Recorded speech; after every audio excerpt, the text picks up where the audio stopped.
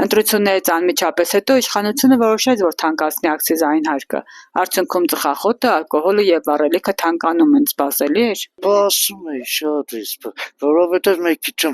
գումար ավել ծրեց թոշակառուներ այնտեղ, չգիտեմ ինչ բան ցույց տվեց, ժողովրդի բարակեցության մեջ, չգիտեմ ինչ նորամուծություն մտցրեց, այդ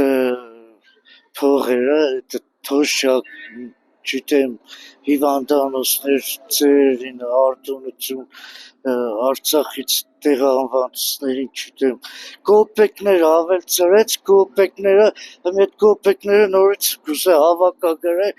հանգեցումի միջոցով, հարգերի միջոցով, ժողովրդի լրիվ այն վերջի լոման գուցե ջեբից տանես, տանող է եղել է ու տտա է։ Ձեռնտուք է, իհարկե, առանց այդ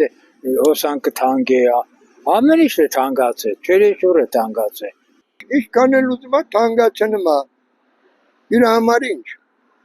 բայց չի իմանամ, որ ինչքան թանկ են կան վնաս իրան ջեբին վնաս չի, ժողովրդի ջեբին է վնաս, ժողովուրդ կարում չնապրին։ Հələ մի բանը մսակով չի բարձրացել, ամեն ինչը բարձրացել է ու լավի շատ է բարձրանա։ Այսօր ասենք սալարկեն է բարձրացել, բենզինն է բարձրացել, դուք մեկ հետ կապ ունին, չէ՞, ամեն ինչը։ Օրական 10 դրամով թանկանում է ծխախոտն էլ, ջուրն էլ, սուրճն էլ, ամեն ինչը, որը ձետը, որը չի թանկանում, օր-օրի։